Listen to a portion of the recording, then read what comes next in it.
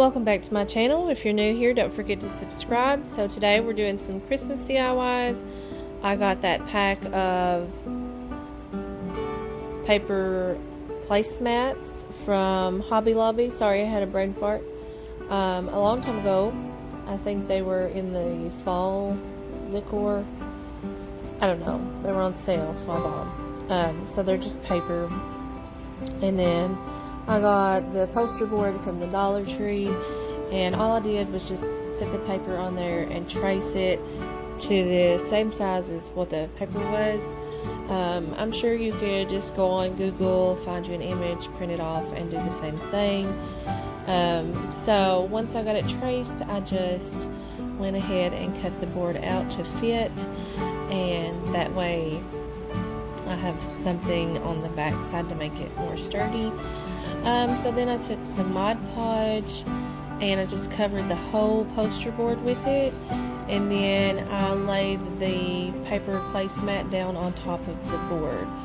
I had to peel it back once and fix it because it had a huge bubble in it, but it worked out just fine. So you can pull your paper up and redo it if you need to. And then once I got it on there, I decided to give it a border.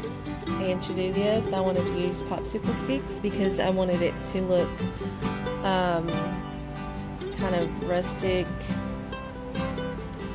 like barnwood kind of, I guess.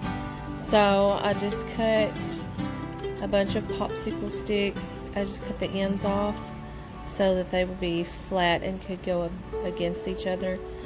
And then I had to fit it to where I had two small pieces on the bottom because regular size popsicle sticks wouldn't fit, so I just made two small pieces. Thinking about it now, I guess I could have made all of them small pieces going up the side so they would be even, but it doesn't matter because I put so much paint on them that you can't really tell. So I painted them first with the antique color in Waverly chalk paint, as you see there. And then once I got them all painted, I decided to hot glue them along the edges to make a border. I put my small pieces down first just because I wanted to make sure that I remembered where everything went. So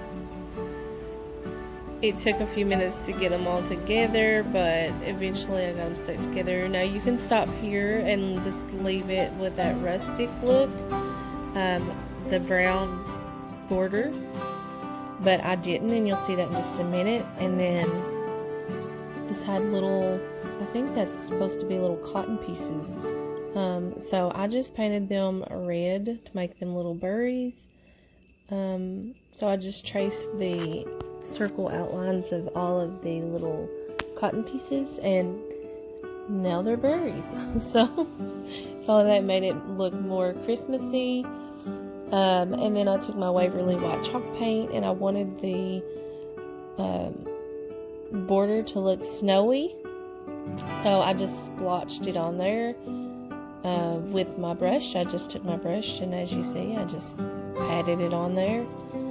I had first thought that maybe I just wanted it on the top, and then I thought I wanted the whole thing to look snowy, and then I got really out of control with the white. Sometimes I just go to town with the paint, and before you know it, I pretty much had the whole thing painted white. But it did give it a nice snowy effect, and I just went over the whole entire thing. And then I don't show it, but I added poinsettia from the Dollar Tree and some lamb's ear, and I just spray painted it with, you can see it there. I just sprayed it with the Dollar Tree snow.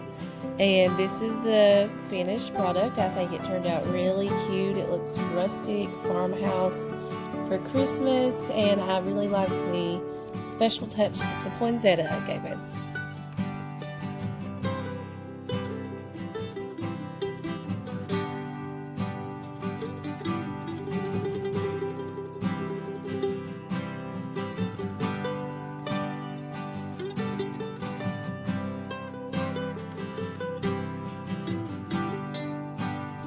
Next, I have this little candy cane from the Dollar Tree.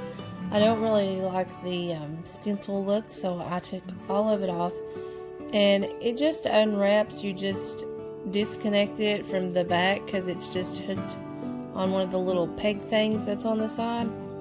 And then of course you have to rip off those snowflakes in the bow, but the whole thing unravels, so you don't have to like cut and everything. You can just take it off just like you see me doing there.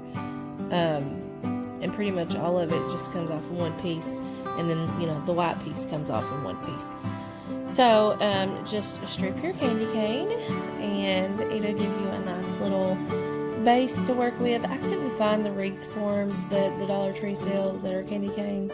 You can use that too if you don't want to go through the hassle of taking all the tinsel off and cutting those little side pieces there off.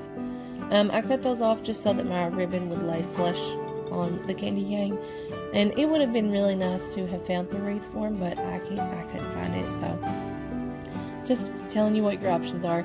And then this ribbon actually came from Walmart. It was like $4.98. It's really pretty. I like the black and white look and the red and black look this year. I think it's pretty, and it goes with the truck stuff, which I am still decorating with the truck stuff. I know a lot of people have moved past it, and they're throwing lollipops out there and gnomes and everything, which I like the gnomes too. Not much on those huge lollipops, but they're pretty. So anyway, to each their own. I just took the hot glue, as you see here, and started to wrap my ribbon around the candy cane form.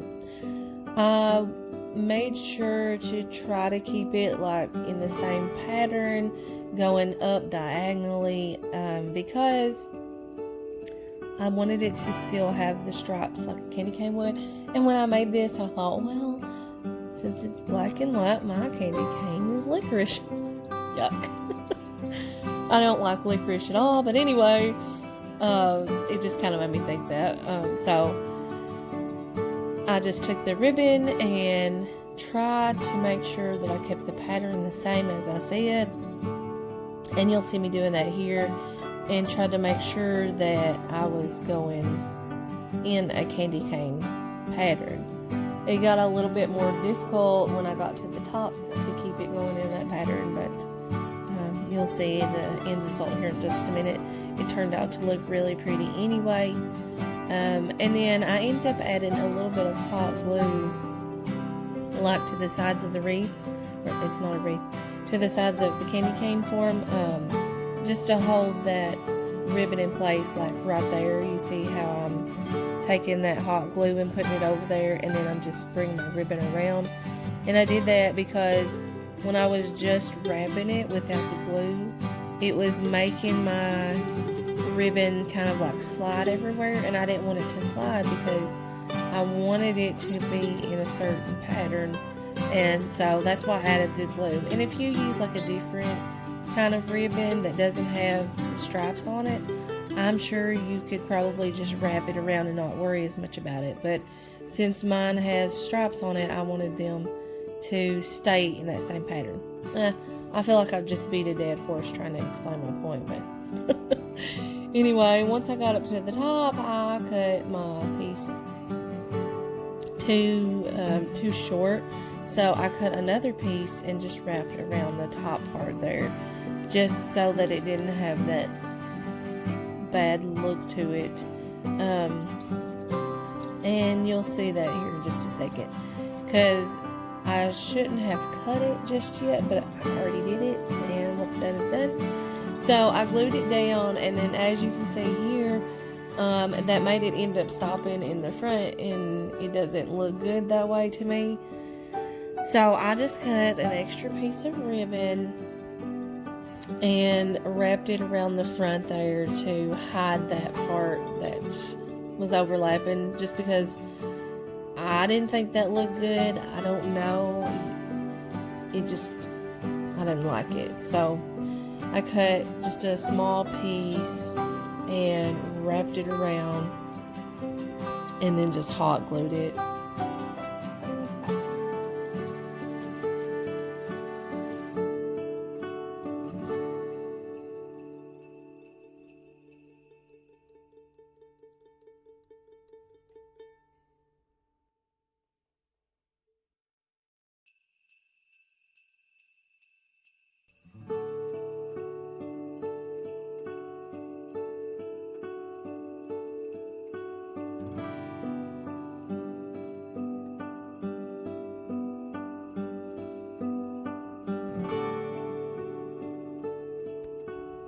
And I feel like that made it look a lot better.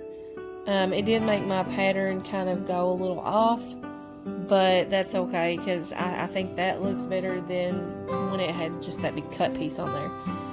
So I wanted to jazz this up a little bit, and I got me some truck ribbon from Big Lots. It was $8. I actually got this last year, so I don't know if you'll be able to find this exact one if you want to do it. But I think this ribbon was spectacular. I love it. I have seen a lot of little truck ribbon, and I thought this is like the prettiest one I think I've ever seen. So as you can see, I'm making a bow, and I'm just folding it over on itself until I can get 2 loops on each side. And then I wanted to just find my center, and I'm going to take my scissors and just cut a tiny little notch in the wire part so that my pipe cleaner will go in and be able to bunch it better. And so I don't know how many times I folded it over, but you want to fold it over enough times until you've got 2 loops on each side.